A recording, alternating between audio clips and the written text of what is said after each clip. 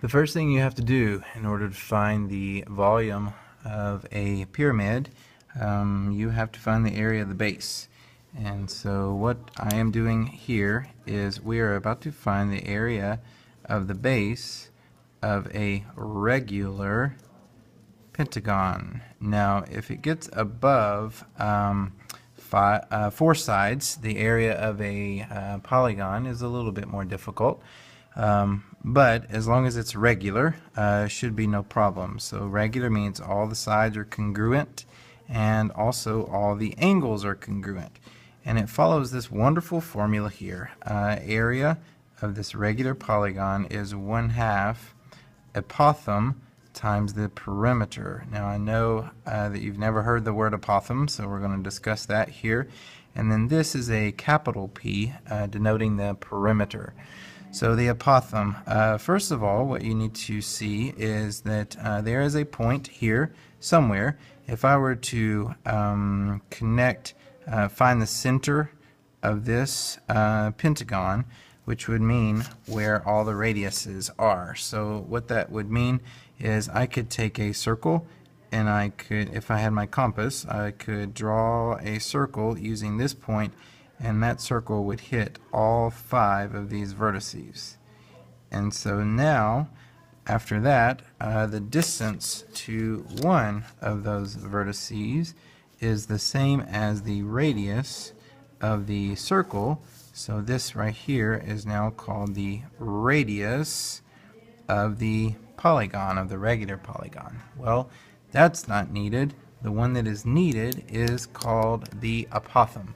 And so the apothem is gained by joining the midpoint, which we will say is here, the midpoint of one of these sides to that center point here. So I am going to say that this right here is the apothem. Now the interesting thing is not only is it the midpoint, but it is also always perpendicular to this side. So this right here is called an apothem.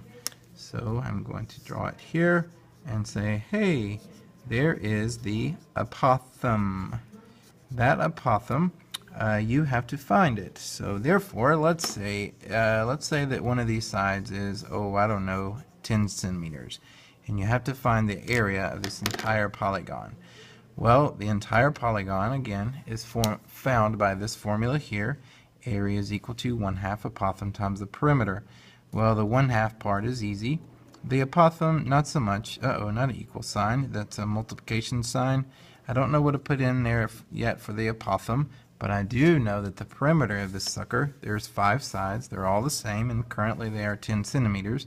So for the perimeter, I'm just going to put 5 times 10. Now, all I have to do is find the apothem and put it right there. Well, with a little bit of trig and a little bit of creativity, should be no problem, because a regular polygon follows the formula n minus 2 times 180. So n would be number of sides is 5. 5 minus 2 is 180. So that would be 3 times 180, which is 540.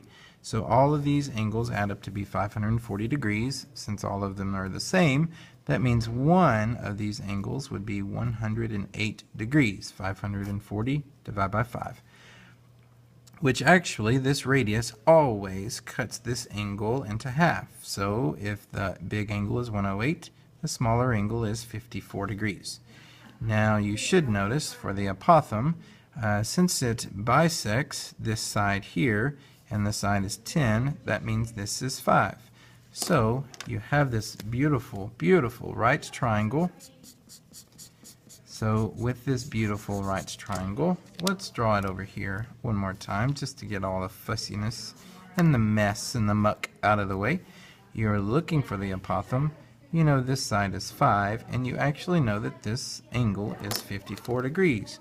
So what do you think will help you to solve for the apothem? If you said trig, you are correct.